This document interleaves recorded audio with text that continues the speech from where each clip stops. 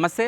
కవిత లేఖ సంచలనం సృష్టిస్తుంది. సో కవిత లేఖ ఎందుకు రాయాల్సి వచ్చింది, అసలు దీని వెనకాల ఉన్నటువంటి డ్రామా ఏంది, ఈ లేఖ పార్టీకి ఎట్లా ఉపయోగపడుతుంది, లేదా పార్టీని డ్యామేజ్ చేస్తుందా, లేకపోతే అసలు వీళ్ళ వ్యూహం ఏముంది తెలుసుకునే ప్రయత్నం చేద్దాం. మనతో మాట్లాడడానికి ఓయూ మైపాల్ అన్న ఉన్నారు. ఒకసారి మాట్లాడడం. నమస్తే అన్న. నమస్తే. ఏమంటావన్నా, లేఖ అసలు ఎందుకు రాసిందంటావు? ఫస్ట్ సరే, లేఖ రాసింది ఎంత కామెడీ అంటే అది ఆమె అసలు తండ్రి కూతురు రాసుకుంటే వేరే పర్సనల్గా ఈమె ఎడ్యుకేషన్కి పోతే లెటర్ రాసుకోవాలి, నాన్న ఎట్లా ఉన్నావు, ఏం చేస్తున్నావు, అదో ఇదో రాసుకోవాలి. ఆయన బీఆర్ఎస్ పార్టీ అధ్యక్షుడు. అవును. తండ్రి అయితే ఇంట్లో నీ తండ్రి పర్సనల్గా మాట్లాడుకుంటే, వ్యక్తిగత విషయాలు మాట్లాడుకుంటే డాడీ అని సంబోధించు.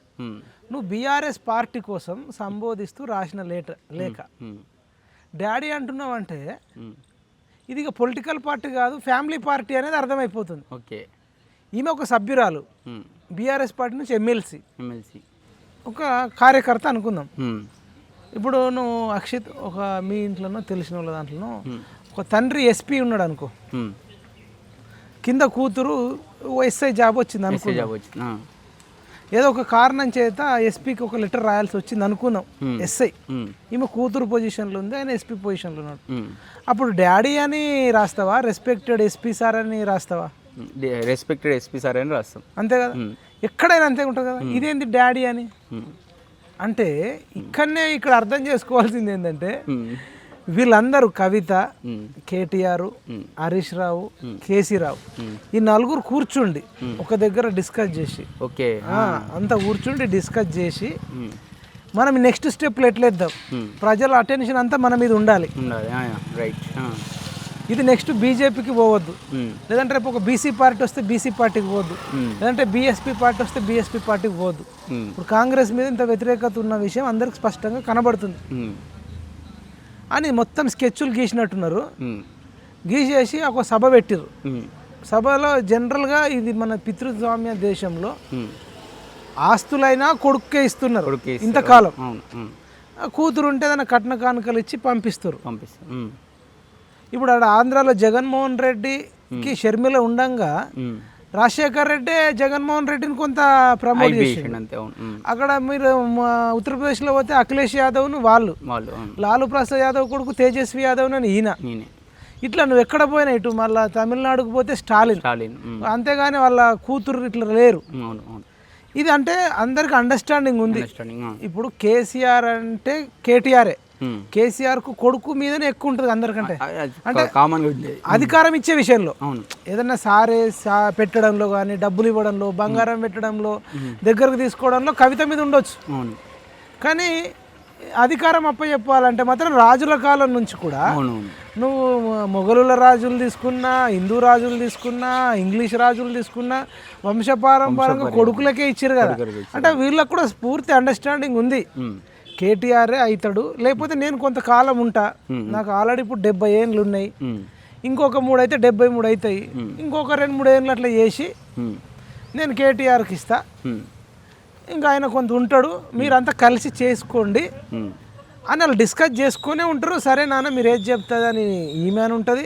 హరీష్ రావు కూడా పాపం రబ్బర్ చెప్పులు కూడా లేకుండే, రబ్బర్ చెప్పులు లేనోడు ఇలా కోకాపేటలో పెద్ద విల్లాలో ఇల్లులు, సంగారెడ్డి, పటాన్ చెరువు, కూకట్పల్లి, షేర్లింగంపల్లి సైడ్ దగ్గరలో ప్లాట్లు, లెక్కలేనంత డబ్బు హరీష్ రావుకి వచ్చింది కేసీఆర్ వల్ల. కవితకు లెక్కలేనంత డబ్బు వచ్చింది. ఇటు షామీర్పేటలో కానీ, శంకర్పల్లిలో కానీ, నిజామాబాద్లో కానీ, నవీపేట, నందిపేట, కామారెడ్డిలో కవితకు ఉన్నాయి. ఇవన్నీ కేసీఆర్ వల్లనే వీళ్ళు సంపాదించుకున్నారు. కాబట్టి కేసీఆర్ ఏది చెప్తే కూర్చో, సిట్ అంటే సిట్టు, స్టాండ్ అంటే స్టాండు హరీష్ రావుకు ఉంటుంది, కేసీఆర్కు ఉంటుంది, కేటీఆర్కు ఉంటుంది, కవితకు ఉంటుంది. కేసీఆర్ అనేటోడు ఏది చెప్తే అది వింటారు. ఇంకొకటి, కేసీఆర్ సీఎం ఉన్నా, కేటీఆర్ సీఎం ఉన్నా, వాళ్ళ కుటుంబం అంతా సీఎం పదవి ఉన్నట్టే. అంటే వాళ్ళు ఏం చేస్తారంటే, ఇప్పుడు సౌత్ జోన్ కమిషనర్, లేదంటే నార్త్ జోన్, ఇట్లా పంచుకున్నట్టు ఒక్కొక్కళ్ళు జోన్లు పంచుకొని, నువ్వు ఆ సైడ్ దోసుకో, నువ్వు ఈ సైడ్ దోసుకుంటా, లేదంటే నువ్వు ఈ శాఖ దోసుకొని నా శాఖ దోసుకుంటా, అండర్స్టాండింగ్ ఉంది. ఇదంతా ఇట్లా మన మీద అటెన్షన్, మన ఫ్యామిలీ మీద అటెన్షన్ క్రియేట్ చేయాలి. రేపు అవసరం అనుకుంటే కవితతో కూడా ఒక పార్టీ పెట్టిస్తారు. అవునవును. అయ్యో పార్టీ పెట్టింది 4 సార్లు విమర్శ చేసింది, ఒక లేఖ రాసింది అని చెప్పి మనం ఆగం కావాల్సిన అవసరం లేదనేది నా అభిప్రాయం. మళ్ళీ కూడా రాసిన పాయింట్లలో కూడా కొన్ని జనాలు అనుకుంటున్న జెన్యున్ పాయింట్లు రాసింది. హైలైట్ ఏంటంటే అసలు బీజేపీ పైన ఎక్కువ ఎందుకు మాట్లాడలేదు మీరు, ఇంకొకటి కాగర్ పైన మీరు మంచిగా మాట్లాడి జనాల అటెన్షన్ ఉంది. ఇలాంటి పాయింట్లు అంటే జనం ఏమనుకుంటారు అది అన్నీ రాసింది. అంటే ఏడ నెగిటివ్ కాకుండా కొంచెం గిచ్చి ఇట్లా కొంచెం దూరం మరీ నెగిటివ్ కాకుండా రాసింది. అంటే దీని ఉద్దేశం మనం ఏం చూడొచ్చు అంటో. అదే నేను అనేది ఏంటంటే ఇది కేసీఆర్ ఆధ్వర్యంలోనే రాసింది అంటున్నా. కేసీఆర్ రాసినట్టు కేసీఆర్ కవిత రాసింది, రాసుడు కవితనే. కేసీఆర్ ముందే కూర్చున్నాడు అంటున్నా. ఓకే, ఇప్పుడు కెమెరామెన్ ఉన్నాడు కదా మనోడు, ఇప్పుడు నువ్వు ఉన్నావు కదా, మీరు లెక్కనే కేసీఆర్ అక్కడ ఉన్నాడు. ఓకే, కవిత ఇక్కడ కుర్చీలో కూర్చుంది. ఇది రాయి బిడ్డ అని చెప్పేసి ఆయన రాపించాడు. స్క్రిప్ట్ అయినదే, ఇద్దరు కలిసి డిస్కస్ చేసి పక్కకు హరీష్ రావు కేటీఆర్ కూడా ఉన్నారు. ఇక్కడ ఇంకో డౌట్ అన్న, సరే మీరు పర్సనల్గా నీకు నాకు లెటర్ రాస్తే నీ పర్సన్ నా దగ్గర ఉండాలి, అది బయట రావద్దు, బయటకు ఇబ్బంది అవుతుంది దాచిపెట్టుకుంటాం, కానీ బయటకి ఎట్లా వచ్చింది? అదే చెప్తున్నా, వీళ్ళు నలుగురు డిస్కస్ చేసుకొని రాసి బయటకు పంపి మన గురించి చర్చ జరగాలి. మన తొలి వెలుగులో కానీ, మిగతా కాలేజీలో కానీ, పిఎంఆర్ టీవీలో కానీ, యోయో టీవీలో కానీ, యూట్యూబ్లో, బిగ్ టీవీలో అన్ని ఛానళ్ళలో జరగాలని నలుగురు కూర్చుండి స్క్రిప్ట్ అనుకొని రాసింది వాళ్ళే, దాన్ని బయటకు వదిలింది వాళ్ళే. ఇప్పుడు తండ్రి కూతురు అబ్బా, తండ్రి కూతురు, అవును, తండ్రి అనే చెప్పాలి, కూతురు అనే చెప్పాలి. తండ్రి పర్మిషన్ లేకుండా కూతురు బయటకి ఇస్తుందా? మరి డాడీ ఇక్కడ ఇంకో క్వశ్చన్ వస్తుంది. సో కేసీఆర్కు నిజంగానే ఈమె రాయొచ్చు లేక అనుకుందాం, రాస్తే ఆయన చదవచ్చు, ఈ పక్క డస్ట్బిన్ పడేసిన తర్వాత ఈమె కోపం రావచ్చు. మరి 2 తారీఖునేమో రాసినట్టుంది, ఈమె కోపం వచ్చి మరి అది లేఖను జిరాక్స్ బయట పెట్టవచ్చు అని ఒక ఉద్దేశం కూడా ఉంది. జిరాక్స్ అనేది తీసుకోదు, జిరాక్స్ ఎందుకు తీసుకుంటుంది? ఇది ఈమె ఆధార్ కార్డుకి అప్లై చేస్తే ఒకటి ఒరిజినల్ ఉండాలి, ఒకటి జిరాక్స్ ఉండాలి. లేఖ రాసింది. ఇక్కడ ఇంకా తెలవాల్సింది ఏంటంటే కామెడీ, ఈ లేఖ పోస్టులో పంపిందా, అది బయటపడాలి, లేకపోతే ఎవరికైనా మనిషికి ఇచ్చి పంపించిందా, ఫామ్ హౌస్ చేరిందా చేరలేదా, ఈమె చేతికి ఇచ్చిందా, లేదంటే వాళ్ళ అమ్మకి ఇచ్చిందా, సంతోష్ రావుకి ఇచ్చిందా, పిఏకి ఇచ్చిందా, అసలు పోస్ట్లో పెట్టి రాసిందా? పోస్ట్లో పెడితే ఏ పోస్టులో రాసింది, ఆ చిరునామా ఏంది, దాన్ని ఎవరు ఇప్పిర్రు? అసలు ఎక్కడ కూడా ఇప్పుడు పలానా ఆయన ఎర్రవల్లి ఫామ్ హౌస్లో ఉంటాడు అనుకుందాం, ఎర్రవల్లి ఫామ్ హౌస్లోకి అయితే పోస్ట్ మ్యాన్ పోతాడని నేను అనుకోవట్లే. అవునవును, పోడు. మరి ఎక్కడికి రాసింది? మరి అసలు నాకు అదే డౌట్ వస్తుంది. ఒకవేళ ఎర్రవల్లి ఫామ్ హౌస్ ఉంటే హౌస్ నెంబర్ ఉందా? హౌస్ నెంబర్ ఉంటే పోస్ట్ ఆఫీస్లో పోస్ట్ మ్యాన్ పోతాడా? అసలు సెక్యూరిటీ పోతే ఆ గేట్ కాడ ఎర్రవల్లి కాడ ఫామ్ హౌస్ కాడ ఉంటే ఆ బీహార్ వాళ్ళని పెట్టుకున్నాడట సెక్యూరిటీ. తెలంగాణ వాళ్ళు కూడా లేరు. నేను తెలంగాణ అంటే కేసీఆర్ అంటే తెలంగాణ అంటాడు, కానీ ఈయన ఫామ్ హౌస్ లో పనిచేసే వాళ్ళు ఎక్కువ మంది బీహార్ నుంచి వచ్చిన వాళ్ళు ఉన్నారట. అక్కడ సెక్యూరిటీ గార్డు కానీ, లోపల వ్యవసాయ పనులు చేసేటోళ్ళు కానీ, ఇంక అన్ని రకరకాల పనులు చేసి పెట్టేటోళ్ళు బీహార్ వాళ్ళని పెట్టుకున్నాడట. ఇప్పుడు నువ్వు పలానా ఒక పోస్ట్ మ్యాన్ అనుకుందాం, ఆయన ఎంట్రీ ఇవ్వాలంటే ఎందుకోసం వచ్చినామంటారు. సార్ కేసీఆర్కి లెటర్ వచ్చింది అంటారు, బయట కేసీఆర్కి లెటర్ వచ్చింది అంటారు. ఏం లెటర్ అని అడుగుతారు, కవిత గారు రాసిర్రు అంటారు. అన్నప్పుడే వెంటనే ఇక్కడ ఉన్నోడు పలానా ఈ సెక్యూరిటీ ఉన్నోడు మధ్యలో ఉన్నోడు అక్కడోడికి చెప్పి, మరి సార్ లేదంటే ఫోన్ చేసి, సార్ ఇట్లా మీ కవిత కూతురు లేఖ రాసిందట అని కేసీఆర్కి చెప్తే అసలు ఆయన ఆడదాకా పోతుందా? అది రిటర్నే వస్తుంది. సరే తీసుకున్నాడు అనుకుందాం, తీసుకుని ఆయన దగ్గర పెట్టుకుంటాడు. అంటే కేసీఆర్ లీక్ చేసిండటవా? అసలు ఇది ఇంత డ్రామా అంటే నీకు అంతే. అందుకని ఏమర్థమవుతుంది, కన్ఫ్యూజన్ ఏం లేదు. నేను స్టార్టింగ్ చెప్పినట్టే వాళ్ళందరూ కూర్చుండి రాసుకొని, ఇది మళ్ళీ రాసిందట రజోత్సవ సభ అయిపోయిన తర్వాత ఇది అయిపోయి ఇప్పుడు 20 రోజులు అవుతుంది. 20 రోజులు అవుతుంది. పాపం ఒక ఎద్దు చచ్చిపోయింది ఇలా దుర్మార్గుడు వల్ల. నరబలి తీసుకున్నట్టు దుర్మార్గులు ఉంటారు, కానీ ఈయన ఎద్దు బలే తీసుకున్నాడు పాపాత్ముడు. పురుగులో పడిపోతాడు. సభకు భూమిలో తీసుకుంటే భూమిలో పైసలు కూడా ఇయ్యలేదట. ఆ ఎద్దుకు బీఆర్ఎస్ అని రాసుడు అవసరమా? అవును, ఎద్దుకు కూడా బీఆర్ఎస్ అని రాసిరంటే ఎంత నీచపు మనుషులు వీళ్ళు. అంటే ఎద్దు చచ్చిపోతే కనీసం ఆ రైతును కూడా పరామర్శించలే వీళ్ళు. ఈ కవితారావు పోలే, కేటీ రావు పోలే, హరీష్ రావు పోలే, కేసీ రావు పోలే, సంతోష్ రావు పోలే. అంటే దీనివల్ల ఏం ఉపయోగం అంటావు అన్న? ఇట్లా వాళ్ళే తిట్టుకొని వాళ్ళే నెగిటివ్ ప్రాజెక్ట్ చేసుకొని. తిట్టుకోవడం అంటే ఆమె బాగా తిట్టలేదు కదా, నువ్వే అంటున్నావు కదా, చిన్న చిత్తకై ఉన్నాయి. ఇట్లా నీకు కొంచెం మైలేజ్ వచ్చింది అనుకో, నువ్వే ఈ బీసీ కాన్సెప్ట్ని క్యాప్చర్ చేయి. నువ్వు ఒక పొలిటికల్ పార్టీ పెట్టవచ్చు. 2 ఉంటాయి అబ్బాలు, అందుతే జుట్టు లేదంటే కాళ్ళు. ఓకే మళ్ళీ కలిసి అంటే పెట్టిన ఆశ్చర్యం ఉండదండు. పెట్టినా ఆశ్చర్యపని అవసరం లేదు. ఇప్పుడు ఇదంతా అయినాక మేము అందరం ఒకటే అని చెప్పి బీఆర్ఎస్ వాళ్ళు మీరు ధైర్యంగా ఉండండి మేము అందరం ఒకటి ఉన్నామని చెప్పొచ్చు.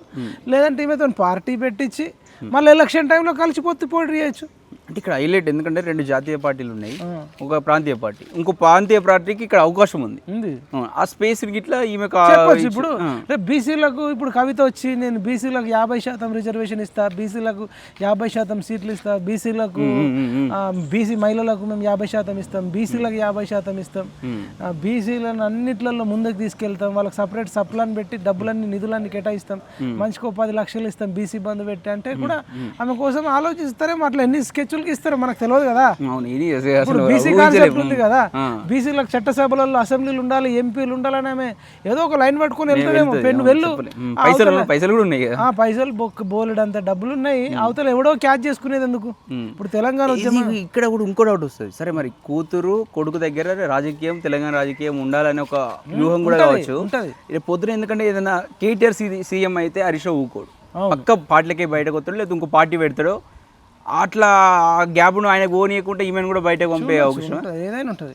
కానీ ఒక్కటబ్బా వాళ్ళు ఈమె పార్టీ పెట్టినా, రేపు హరీష్ రావు బయటకు పోయి పార్టీ పెట్టినా, కేటీఆర్ అందులోనే ఉండి ఇంకో పార్టీలు ఉన్నా, వీళ్ళు ఎక్కడున్నా మళ్ళీ రాత్రికి కలుసుకొని మంచిగా మాట్లాడుకుంటారు. వీళ్ళు పబ్లిక్ను ఫూల్ చేసే వ్యక్తులు అంటున్నా, వీళ్ళంతా వేరు కాదు. నేను చెప్తలే, వాళ్ళ ఫ్యామిలీ మెంబర్ అట వి ప్రకాష్ అన్న, వాళ్ళంతా ఒకటే అండి. వాళ్ళకి అనుబంధాలు ఉంటాయి, వాళ్ళ ఆలోచనలు కొన్ని వేరున్నా వాళ్ళ అనుబంధాలు ఒక్కటి ఉంటాయి. వాళ్ళందరినీ దాన్ని బట్టి మనకు అర్థమైంది తెలంగాణ రాజకీయం మొత్తం వీళ్ళ చుట్టూ తిరగాలని ఉంటుంది. వాళ్ళు అనుబంధంగా ఉంటారు, ప్రేమానురాగాలు ఉంటాయి. వాళ్ళు మాత్రమే ముఖ్యం, జనంతోని సంబంధం లేదు. ఎవడు ఎటు చచ్చిపోయినా వాళ్ళకి సంబంధం లేదు, వాళ్ళు మాత్రం మంచిగా ఉంటారు అనేది మనకి ఇక్కడ అర్థమవుతుంది కదా. రేపు కవిత పార్టీ పెట్టినా, రేపు హరీష్ రావు పెట్టినా, మళ్ళీ అల్టిమేట్గా కేసీఆర్కు ఉపయోగపడేటోళ్ళే వీళ్ళు అంటున్నా. వీళ్ళ ఫ్యామిలీ అంతా ఒక్కటే. ఎందుకు బీజేపీ కోట్లు పోవాలి, ఎందుకు కొత్త బీసీ పార్టీకి పోవాలి? మనమే లాగేసుకుంటా అయిపోతుంది కదా. అధికార పక్షం మనమే ఉండాలి, ప్రతిపక్షం మనమే ఉంటే తప్పేముంది? ఒక టర్మ్ మీరు ఉండొచ్చు, ఒక టర్మ్ మేము ఉండొచ్చు, 3 పార్టీలు కూడా ఉండొచ్చు. హరీష్ రావు ఒక పార్టీ ఉండొచ్చు, కేటీఆర్ ఒకటి ఉండొచ్చు, కవితది ఒకటి ఉండొచ్చు. మధ్యలోకి ఎందుకు స్పేస్ ఇవ్వాలని కూడా అనుకోవచ్చు. ఇప్పుడు ఆల్రెడీ కొన్నిట్లలో మనం చూస్తున్నాం, ఒకటే కుటుంబ సభ్యులు, ఒకడు ఏమో బీజేపీలో ఉన్నాడు, కాంగ్రెస్లో ఉన్నాడు, బీఆర్ఎస్లో ఉన్నాడు, అటు అవతల పోతే ఆంధ్ర సైడ్ పోతే ఒకటి టీడీపీలో ఉంటాడు, కాంగ్రెస్లో ఉంటాడు, జగన్మోహన్ రెడ్డి దాంట్లో ఉంటారు. వాళ్ళంతా బంధువులే ఉంటారు. మళ్ళీ రాత్రి కలిసి భోజనం చేసుకుని వాళ్ళు అన్ని పెళ్ళిళ్ళకి పోతారు. ఇప్పుడు అంతే, మల్లారెడ్డి పెళ్ళికి పోయి రేవంత్ రెడ్డి భోజనం చేసేయాలి. మరి ఎంత తిట్టుకున్నారు, తొడలు కొట్టుకున్నారు, పగల కొట్టుకున్నారు. అంటే వీళ్ళంతా మనంలను ఫూల్ చేయడానికి రెడీ అయ్యారు. కాబట్టి యువత సిద్ధంగా ఉండాలి. అవసరం అనుకుంటే కొత్తగా యువత పార్టీ, బీసీ పార్టీ మీరే రావాలి. ఈ కేసీఆర్ ఫ్యామిలీ మాత్రం ఏమో డేంజరు అని చెప్పదలుచుకుంది. ఓకే అన్న, థ్యాంక్ యూ. ఇది చూస్తూనే ఉండండి మన తొలి వెలుగు.